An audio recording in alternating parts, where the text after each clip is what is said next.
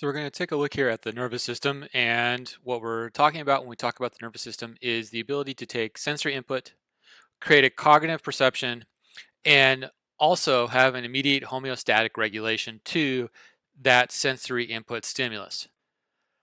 The way in which this pathway works is it's an ascending pathway where we start with the stimulus that leads to reception. This is all peripheral. We then start getting what's referred to as integration and perception. This is the initiation of central function. That perception will then get integrated into cognition. If we are at the peripheral side of everything, we get reflexive responses. These are typically monosynaptic and disynaptic. They are at level responses within the system. There is no necessity to have perception on this level of processing. As we move up into central regulation, we start getting multiple reflexive responses. This also leads to reactive responses where we're able to go about pre-cognitively setting what the reflexive response will be. This is a multiple synaptic level response, which means that we're pulling in a variety of synaptic networks into the overall response that we see. Eventually, what ends up happening is we get to a delineation between where do we see a peripherally controlled system and where do we see a centrally controlled system. In that centrally controlled system, we get a phenomenon known as cognitive response and memory. This cognitive response and memory is an emotional response to what we are integrating into the cognition. If we don't get to this cognitive response, even if I am momentarily cognizant of the stimulus, I won't remember it. And this lays down the neural network patterning for subsequent responses to happen without needing cognitive integration. If that stimulus pathway has been laid down, but I don't have a memory of it, I won't remember that it happened previously, and I'll get what is usually referred to as a deja vu moment the next time I recognize that stimulus. This pathway to cognitive response and memory is hindered by the fact that we are being bombarded with hundreds of millions of stimuluses every second of every day. And we can only be cognitively aware of so many of those various stimuli. The way in which we're able to function within the system is through the functions of the neurons. Neurons are the functional unit of the system. They're the functional cell of the system. The key characteristics that we look at when we look at the neurons is that they fall under the excitable tissue category, which means that they're able to generate an action potential that leads to structural and functional changes within the tissue. They are aerobic obligated tissue. They have to have constant perfusion in order to continue to do metabolic activity. They can only sustain between 3 and 5 minutes without having a source of oxygen in order to continue their metabolic activity to regenerate ATP.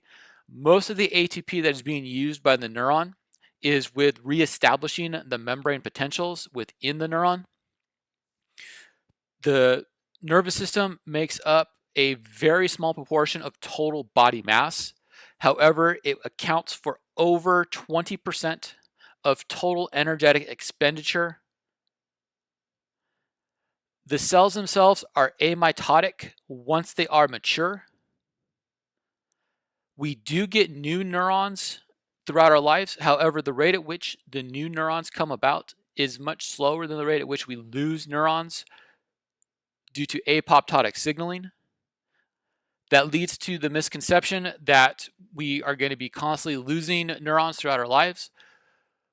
We do lose neurons. However, the total quantity of neurons, we are still getting replacement neurons. And the way in which the neurons replace themselves is based off of what's referred to as radial growth. And that radial growth will get influenced by a whole host of factors that trigger stress responses and inflammatory responses that limit the total growth that can take place within the neuron itself. In terms of histological recognition, we have a couple of structures that we should be aware of. We have a prominent nucleus and nucleolus within the cell body. We have a cluster of microbodies, which we refer to as Nissl bodies, sometimes referred to as the chromatophilic substances. We have what we refer to as the neurocytoskeletal structures. The neurocytoskeletal structures are neurofilaments and neurotubules that make up the bulk of the cell itself. Now we have to remember that the cell itself is coming from columnar secretory cells that become specialized in terms of their cell structure as well as their overall cell function. These microfilaments and microtubules or neurotubules are what are going to allow for the projections of the axons and the dendrites within the neuron itself. It's also going to be involved with the movement of materials through the fast and slow axonal transmission rates. We also have clumps of materials within the neuron itself, sometimes referred to as the lipofuscin pigmental clumps. These lipofuscinal pigmented clumps can become problematic with damage to the axon and damage to the dendrite. So let's take a look at the neurons that we will prominently see within the system.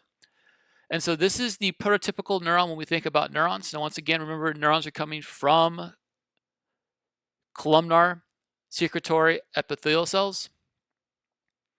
The secreting ends of the neurons are at the synaptic knob or synaptic end or axon terminal or synaptic bouton. The key areas of the neuron as it relates to overall function is the axon hillock, which is the region that we must reach threshold in order to have action potential. The dendrites, which is the area that is undergoing depolarization and hyperpolarization moments based off of the neurotransmitters that the neuron is interacting with. The axon, which is going to be transmitting that action potential away from the soma or cell body.